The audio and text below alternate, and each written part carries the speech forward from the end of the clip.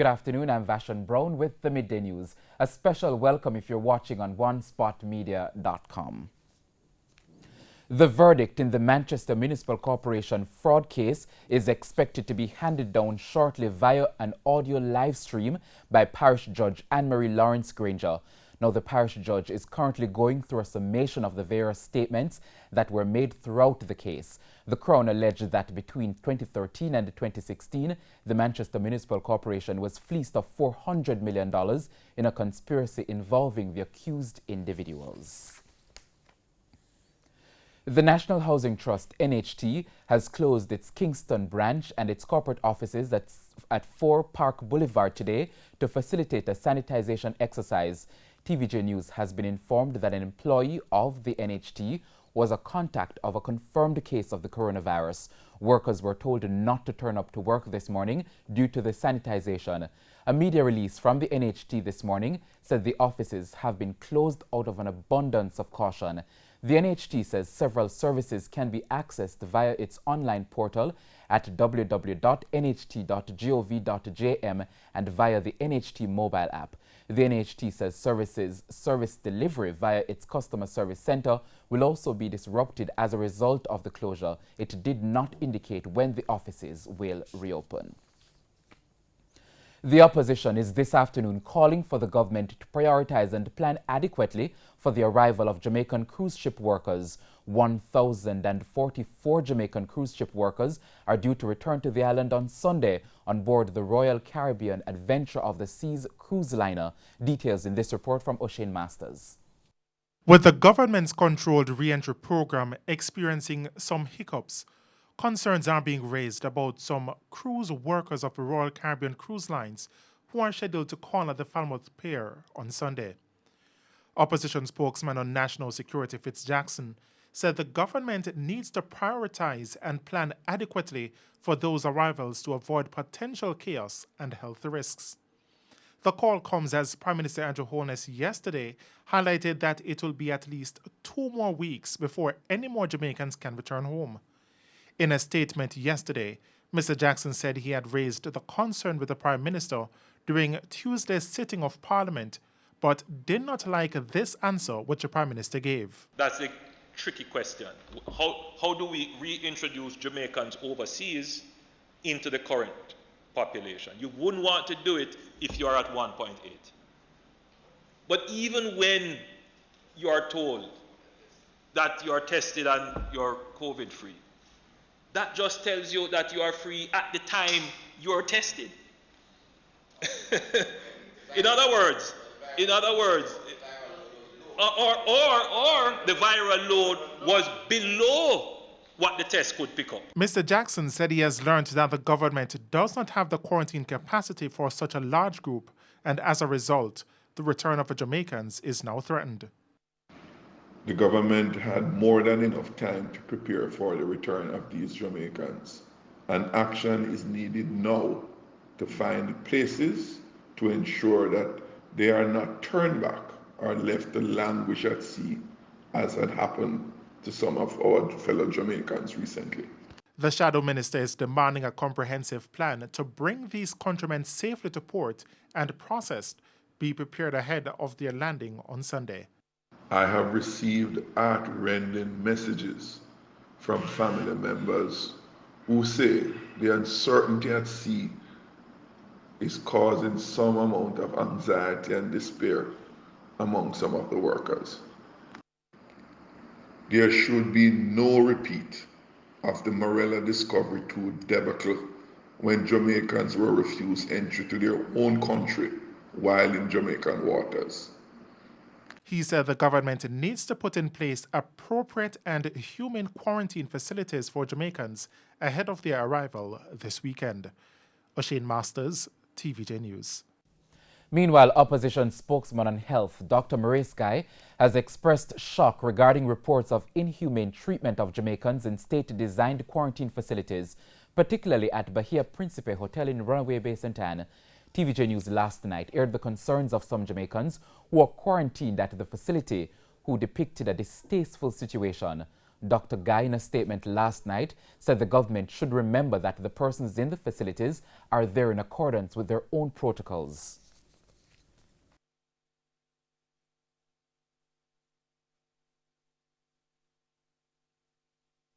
We are concerned that those persons who have been relocated from the call center, those who are on the repatriation program, have to be subjected to this type of inhumane behavior. One wonders whether the government is just planning as they go along without any structured protocols in place, without any logistics plan in place. It is disturbing to hear of some of the concerns that they have.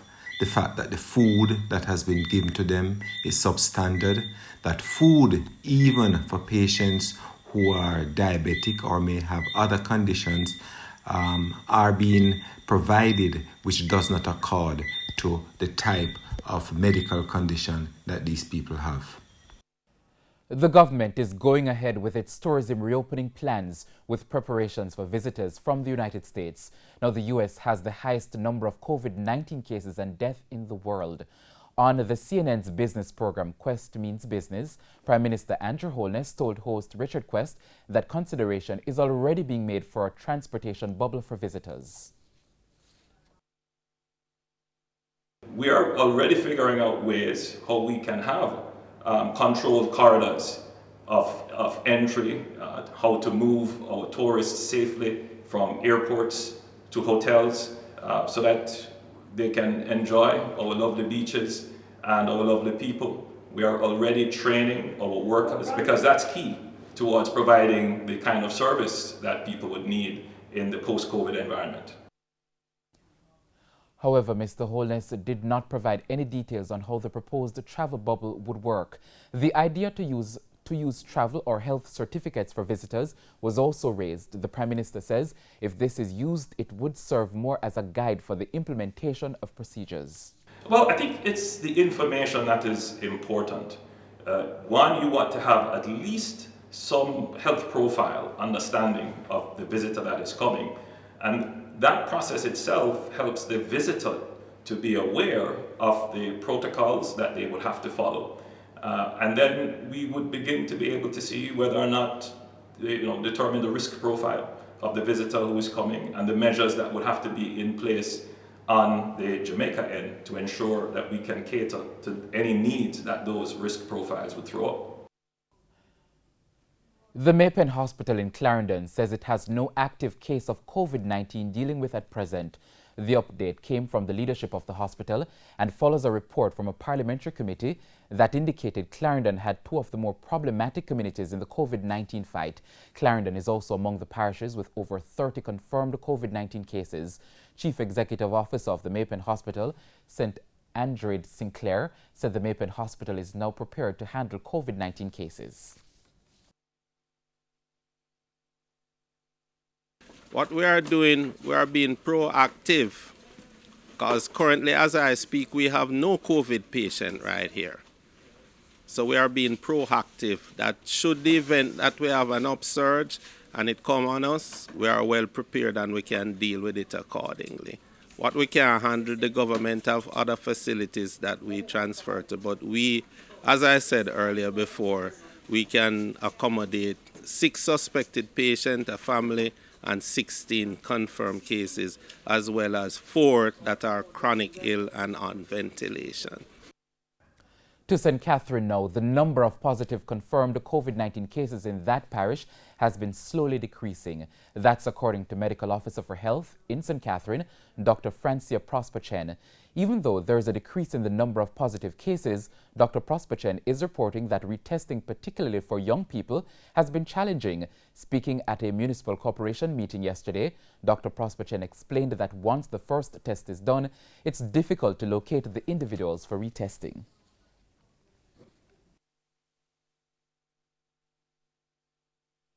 It is a challenge with the young people sometimes because sometimes they move around, and when we think that this is Jane Doe from Old Harbour, she is now living in Portmore or some such thing.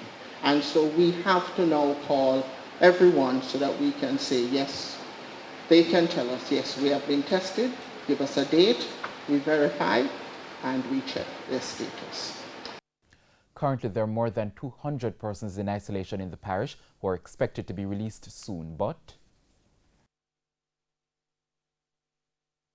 once they are discharged, and discharged means they have had 2 negative tests, their follow-up does not end there, and they are not free to go to continue business as usual. There is still a 2-week follow-up where in 7 days they get a visit, and at 14 days they get a clinical assessment where they actually have to come in to see the doctor. St. Catherine has recorded more than 300 positive cases, and the most affected communities are Linstead with 35, Old Harbour with 34, Greater Portmore with 22, Waterford with 19, Ensom with 17, and Yoaton with 15 cases. But despite that, Dr. Prosper Chen said the situation is not as bad. In one way, it is the young, healthy persons, asymptomatic, who have the disease. And so their immune systems are young, they're more resistant to illnesses, and so we are spared the type of morbidity and mortality that could have taken place if it had been a more general outbreak. And we now take a break on the midday news, but we'll be right back. Please stay with us.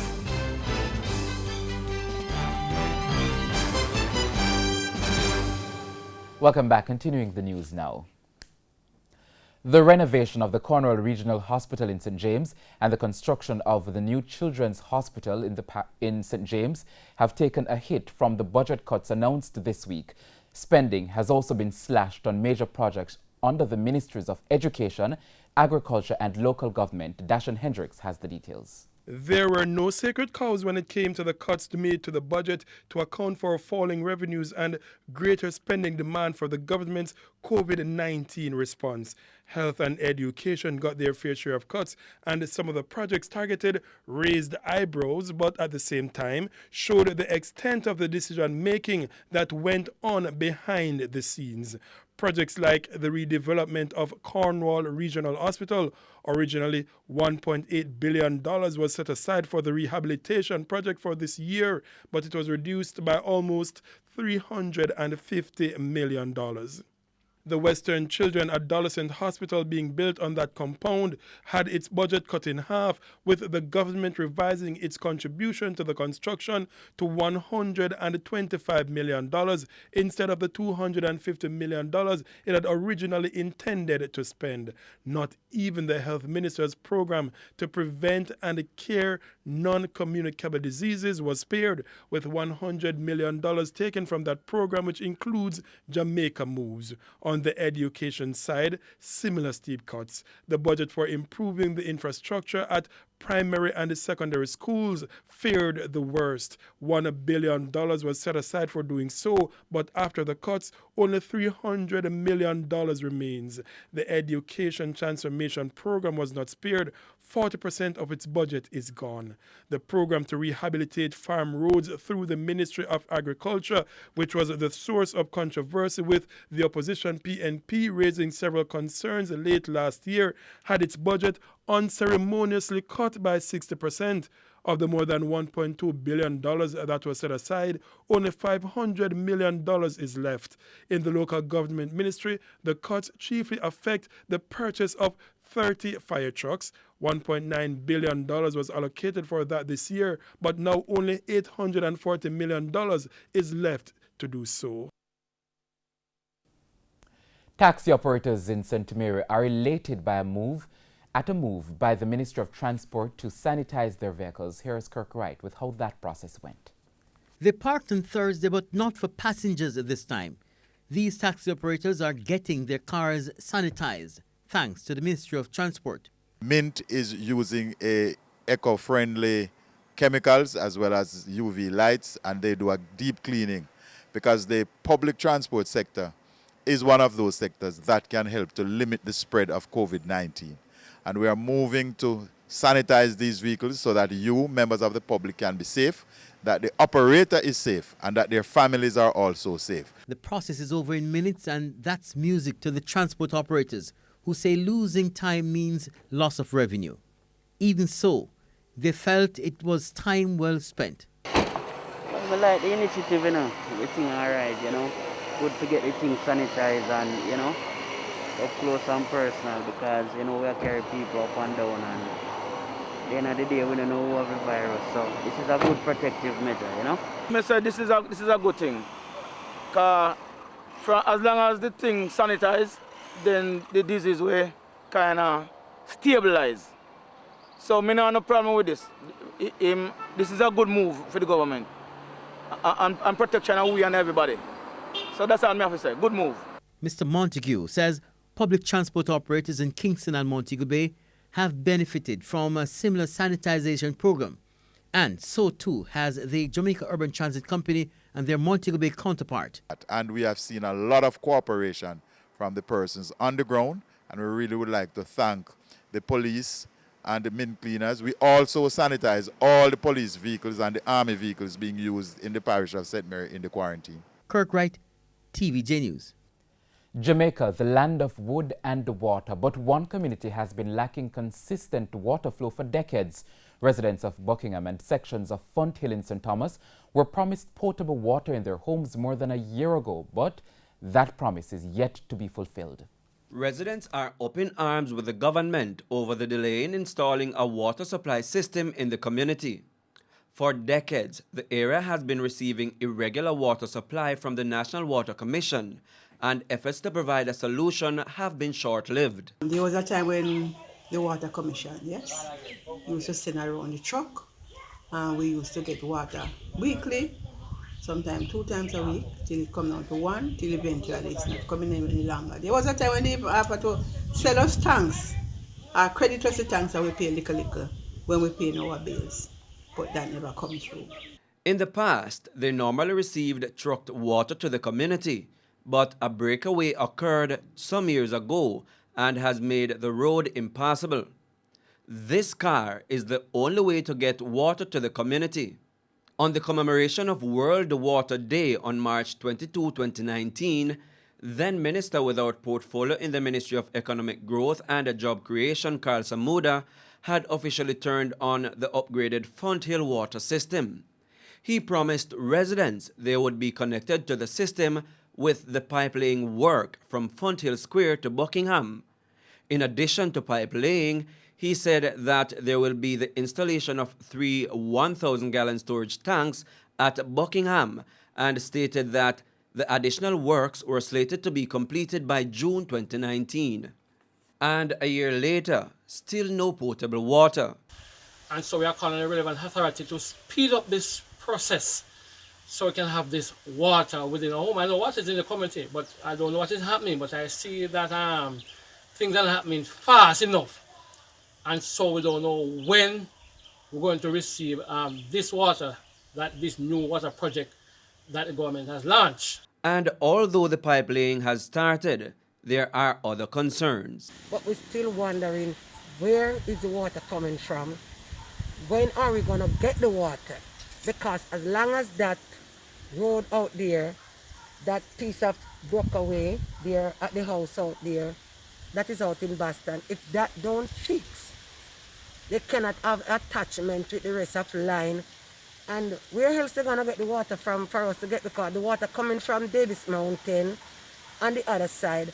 And sometimes for months those people up there don't even have water. Prince Moore, TVJ News. Several men who were being sought in connection with crimes in Clarendon were picked up by the police in separate operations in the parish on Thursday. George Francis of Blackwood District was arrested by the parish's SWAT team after being sought for rape. Robert Johnson, a vendor known as Shibby, was picked up by the police. He's a suspect in a shooting incident in the volatile Sevens Road area of Maypen. And 34-year-old Radcliffe Gentles from 19 Miles, wanted in connection with a matter being investigated by the Center for Sexual Offences and Child Abuse, SISOCA, turned himself in to the police. Time now for sports. The 2019-2020 season of the Red Stripe Premier League looks set to come to an end following several meetings with various stakeholders. The league has been suspended since early March due to COVID-19, with PLCA chairman Carvel Stewart saying they were hoping for a July restart. However, speaking on Hits 92 FM's Sports Grill last evening, President of the Jamaica Football Federation, Michael Ricketts, revealed that the decision will be announced in the coming hours. Department at JFF. They met and they made a recommendation to the board of directors that the competition be cancelled and we prepare for a new competition. Normally starts the last Sunday in August, or if not early September. Overwhelmingly, board of directors have supported the recommendation. And is it it's a consensus? Overwhelmingly. and of course, like I said, we've been having discussions with a number of key stakeholders, being the PLCA, the minister with responsibility for sport, persons from the Ministry of Health, doctors who work with the JFF. Over the last few weeks, players and coaches have given mixed views on whether the league should resume.